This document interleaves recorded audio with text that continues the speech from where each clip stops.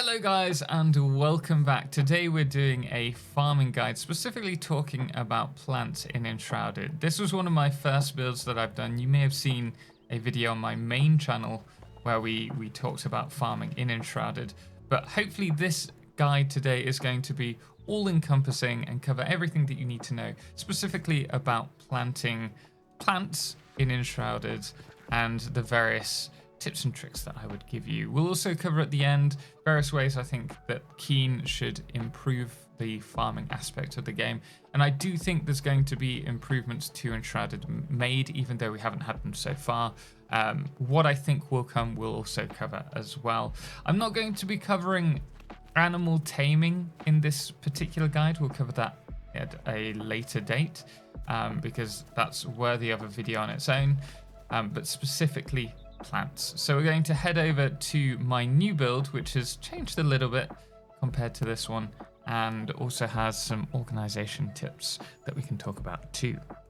So for this video, I am using some changes to the settings just to speed up the farming process, which we will cover later on as well, because that's going to be important. But we have here some seedlings. Now we'll talk about how you can get seedlings later on, but these can be planted on various terrain. You can place them in the grass area. You don't need any soil for that. You can also place them on farm soil and also the enriched farm soil as well. There's also the shroud soil, but this is only used for the flare tentacle plant at the moment.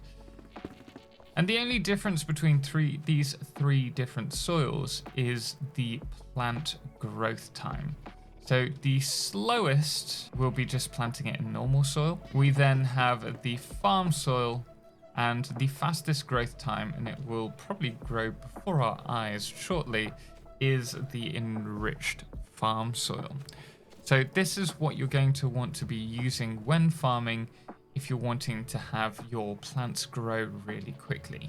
However, if you don't have access to that, you don't need to worry too much because the plants will grow, and if you're out exploring, you don't need to worry. You could spend an hour exploring and then come back and your plants will all be grown. But certainly when you get into the later game and you're depending more and more on your own production, then having some enriched farm soil is going to be really beneficial. When it comes to producing farm soil, if I just grab the farmer, we can produce it via the farmer down here. So we have the farm soil, which requires bone meal and Springland's dirt. Enriched farm soil, which needs sand, fossilized bone dust, and nitrate, and then the other two. However, you don't necessarily need to produce your own.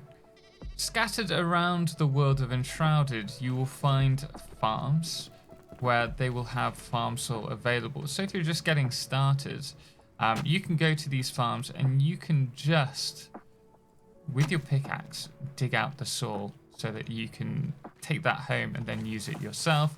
And then all you need to do is grab your build hammer, go up to a terrain piece, and you can see that we can place these down. Also, another quick tip regarding that is with the soil, you may have just seen me dig it out and then used the rake to fill it in again. This is a way in which you can passively produce an infinite amount of farm soil once you've got a little bit on the go, which is exactly what I've done here. And that is exactly why I've built these pits here, so that we can farm soil as we need it and when we need it. The thing is, if I leave the soil in a storage case, the chances are I'm going to use it for production rather than for when we need it here. For me, I always have enriched farm soil, the shroud soil, which I'm sure will be used more later on, and the snow here. Another thing that you could do this with as well would be sand. That's going to be used for crafting explosives and is also used in some farming as well. I just haven't got around to it. And I've put it in these little planters, these cages, just so that it looks nice and clean. Now, when it comes to producing seeds, you're going to need to have these, which are seed beds. From here, we can grab some, let's grab some corn. And we can place the corn inside here. And it combines with water to produce corn seedlings. This does mean that you're going to need a lot of water, so I do think you should have several wells around your base, enhanced wells specifically, because unfortunately after normally 3 collections they need to be refilled, and you can go through quite a lot of water if you've got a big farm. Another thing to mention with the various types of seedlings, you can produce a lot of farm plants at the moment. You can't farm the night plants, and I don't think we'll have the option to do that anytime soon. Maybe in the very late game they'll give us something for that, but they want us to go and explore the nighttime, so I don't see that changing anytime soon. But depending on the resource, you may need fertilized farm soil, that's for the gentian, or here you need fossilized bone dust, which is done by grinding down fossilized rock in the grinder. And so this is how you produce those seeds, and you can see if it's running, you can see the seeds are sprouting there. Next, let's talk briefly about how I organize my planting, and more importantly, how you can get more in a given space. So to produce these plant beds, I'm using a very simple system where I grab refined wood blocks because I think they look nice, and then place down a little cube where I want it, like so. Now, depending on how I'm feeling, I'll either have it so that the walkway is the same height as the border, but sometimes I'll actually lift up the border, which is what I've done for most of the planters here, just to give us a little bit of separation between the planter and the walkway. And I'll normally lift at the same time. I would have it up here, and I would then plant everything inside this. When it comes to farming, the first way in which you can kind of organize everything is into their own separate beds. So here we have our saffron, then we have our flax, we have our wheat over here, sugarcane, etc., etc. However, I'm moving further away from this in my current playthrough. I still use it, especially if it's a resource that we use a lot of. Another thing to mention is the use of these magic crates. The magic crates, I place all of the harvested resources in there, and also any spare seeds that I have. And that way, if I have the seeds, I can quickly replant them. I know what's in this bed. It would be really nice if we had signs added to the game so that we could like name the beds. But it also means that you don't need to worry about organizing all your food. What I've noticed in Enshrouded is as you get further through the game, you have more and more resources to contend with in your storage chests. So I've tried to keep food stuff in one location, and depending on what we're growing or what we've produced and the different stack sizes, we can fill up the storage chests really quickly. So by having a dedicated storage chest for each of our planters, it means that we can ensure that we have a full supply of resources there. And then if we manage to fill this up, we know that we don't need to plant anymore for the time being. And as it starts to decrease, we can fill it up again.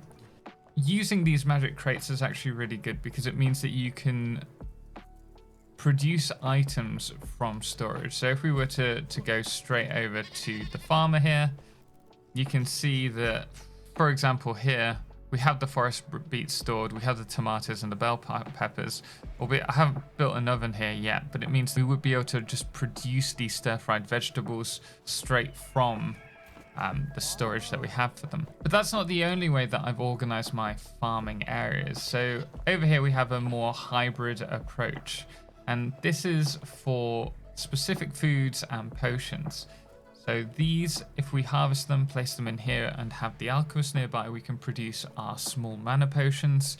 We then have our gentian and water, which makes herbal tea, which you'll be using later on in the Albany summits.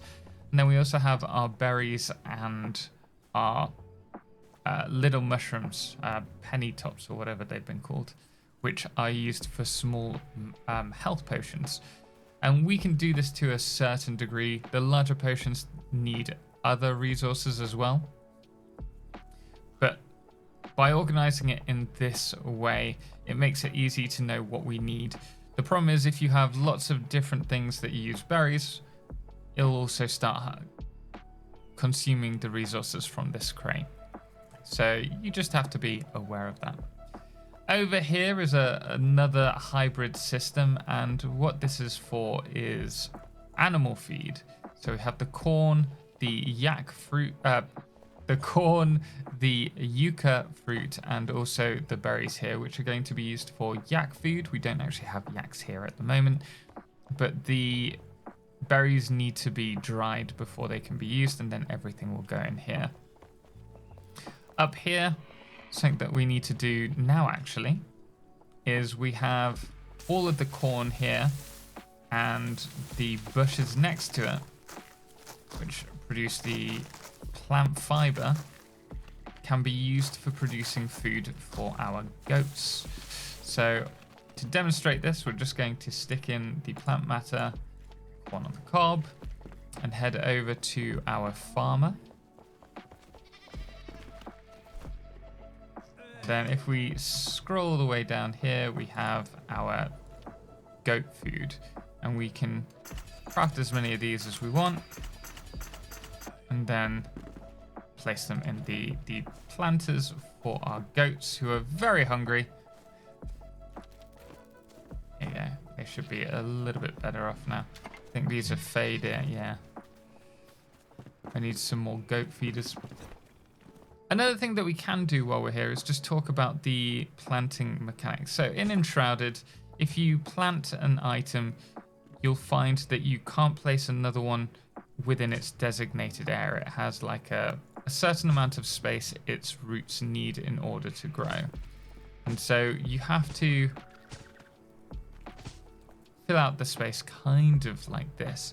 However, you can fit more into a given spot once they've started to grow. So as you can see just there, we managed to place that right next to the other pepper plant because this is fully grown. So what you can do once you've grown a row of plants is you can go and double fill the plants if you want. Whilst we're on the subject of seeds as well, one thing that you can do is when you place down a seedling, depending on what settings you have, can dictate the amount of seeds that you get back. So we have now used, we've now used all 6 of our saffron seeds here, and we have no more in our inventory. But because we have the double loot on at the moment on this setting, you can see when we go to pick them up, we have double the amount of seeds back. So if you are struggling to produce your seeds, this can be a great way to quickly double up your seeds in game. As you can see here.